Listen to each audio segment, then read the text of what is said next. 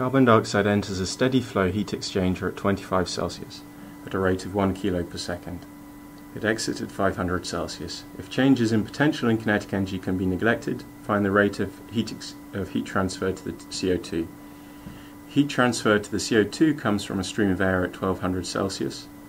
If the temperature of the air leaving the heat exchanger is 400 Celsius, what is the mass flow rate of the air? So I suggest you start by sketching this device, labeling it, and then writing out the steady flow energy equation for both sides of the heat exchanger. When you do it, it looks something like this.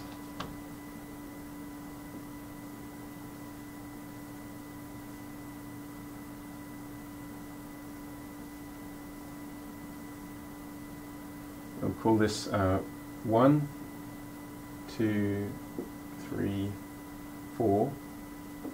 The top will be flowing to the right at a rate of m dot CO2. So the upper stream is the carbon dioxide stream, and in the counterflow we have a flow rate of air, which is something that we're asked to find in part 2 of the question. We know that the mass flow rate of CO2 is 1 kilo per second. Enters at 25 Celsius.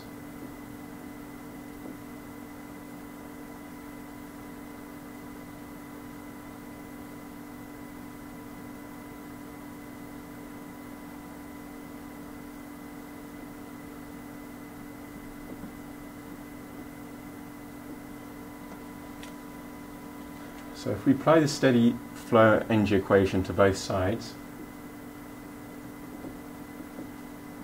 we start with the CO2 side.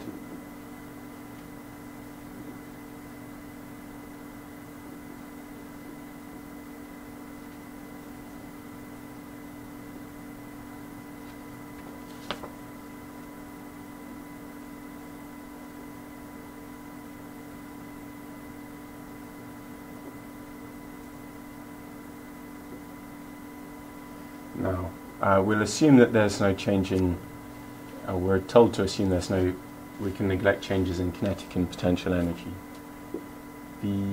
There's no shaft work in the heat exchanger, so we can get rid of that term and just relate the heat input to that stream to the change in enthalpy.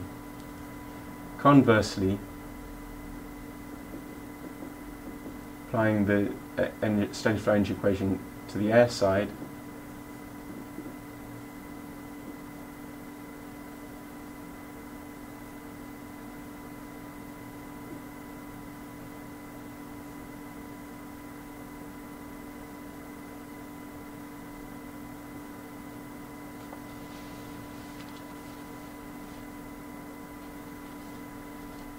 so here we have Q.Air, but since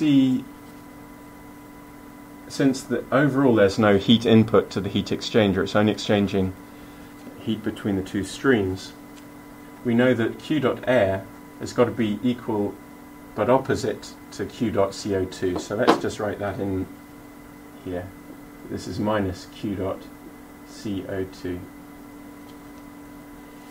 And so for part 1 of the question, we're asked to find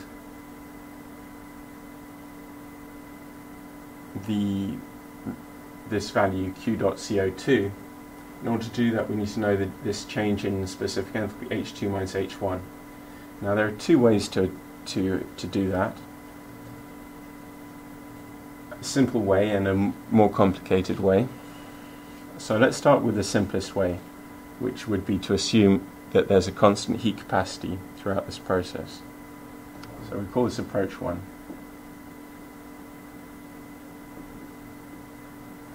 And in an exam it would be specified to you which approach to use and possibly what value of heat capacity to use. So we assume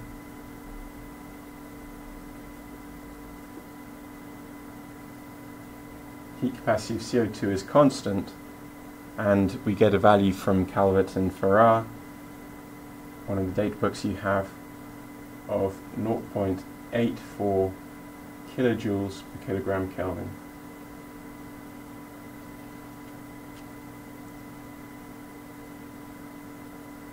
Similarly, from the same book we can get the CP for air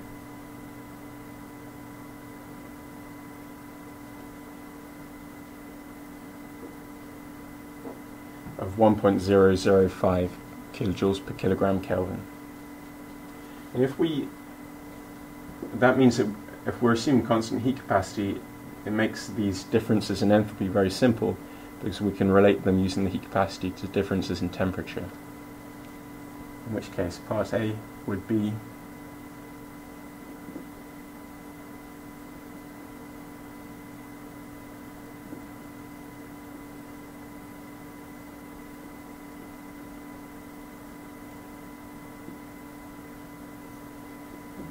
so this difference in temperature is 475 Celsius or Kelvin, and this works out as 1 times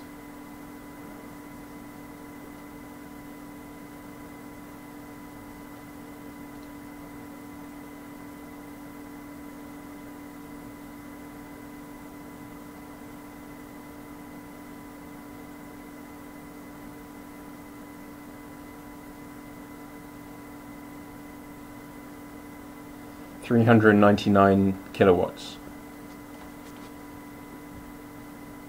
So part B, we want to find what the mass flow rate of air is now. So we can write minus q dot CO2. Here we're using the steady flow energy equation for air.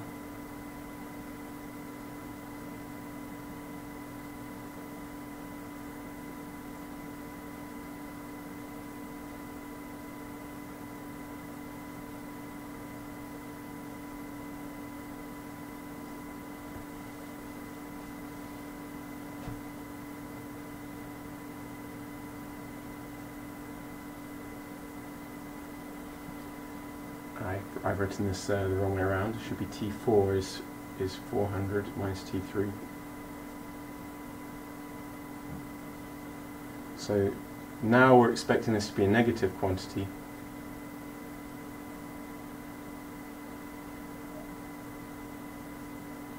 Is equal to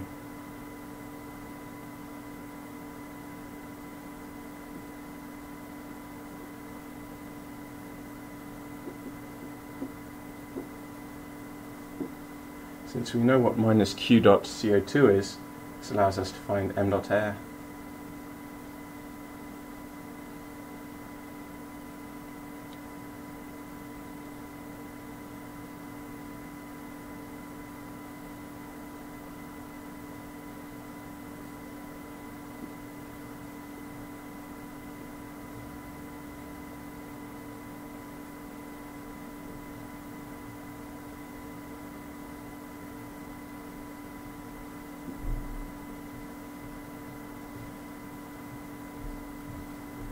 Okay, so this is what we call the simple way, or what we could say is a simple way, and it's based on the assumption of constant heat capacities.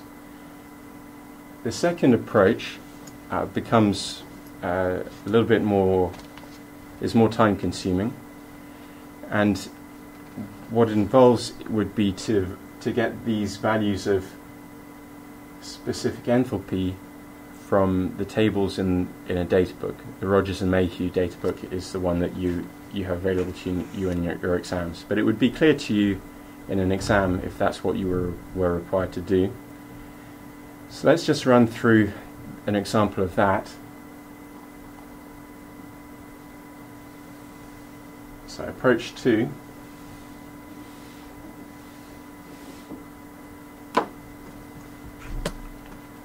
So remember, for part A, we needed to find the difference between H2 and H1.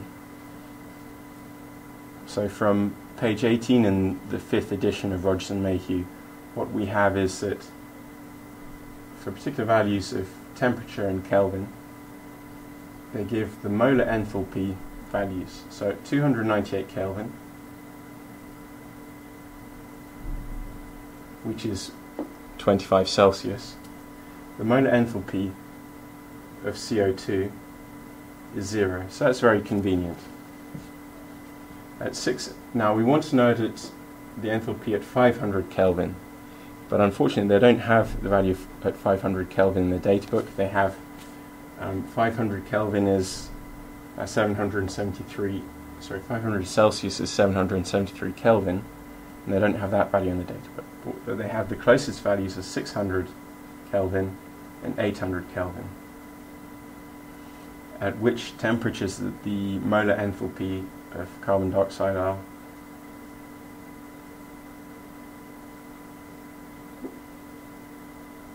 And the units here, kilojoules per kilomole.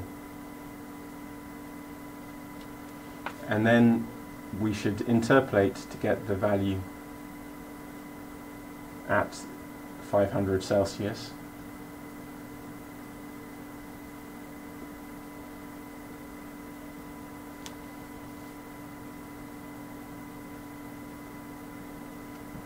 And so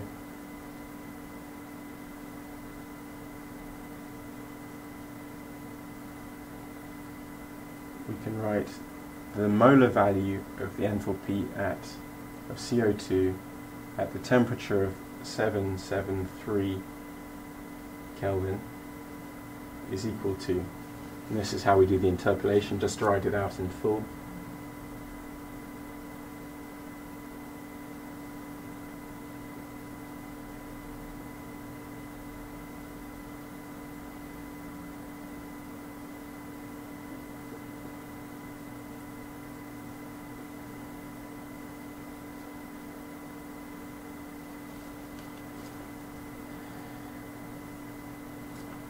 So I should have started a new line. Can you read all the way out here? Okay. So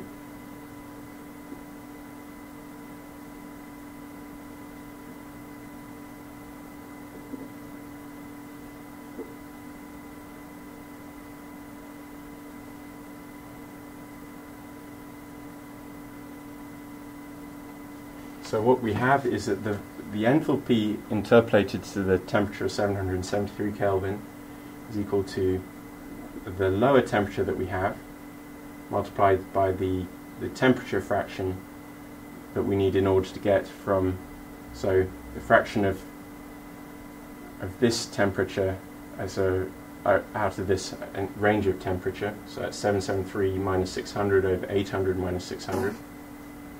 Then we need to multiply it by this change in enthalpy here. So that's the enthalpy at 800 Kelvin minus the enthalpy at 600 Kelvin. So this solution is provided online. And the value we get is 21479 kilojoules per kilomole. But these enthalpies are actually specific enthalpies rather than molar enthalpies. So in order to convert it to the specific enthalpy, we need to divide by the molar mass. So HCO2 is equal to the molar enthalpy of CO2 over 44 kilograms per kilomole. So this is joules per kilomole, this is kilograms per kilomole, so overall it becomes joules per kilogram, which is what we need. So now this is the value of H2. The value of H1 is 0 at 298 Kelvin, so that tells us that Q.CO2 is equal to m dot, which was 1 CO2 times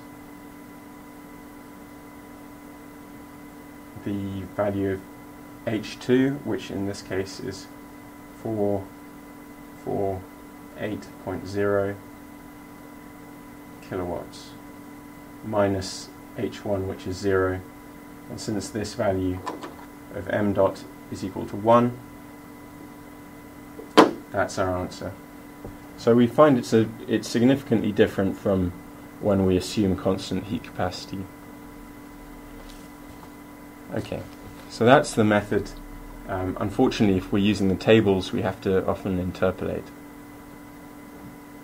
So you want to become very efficient at doing that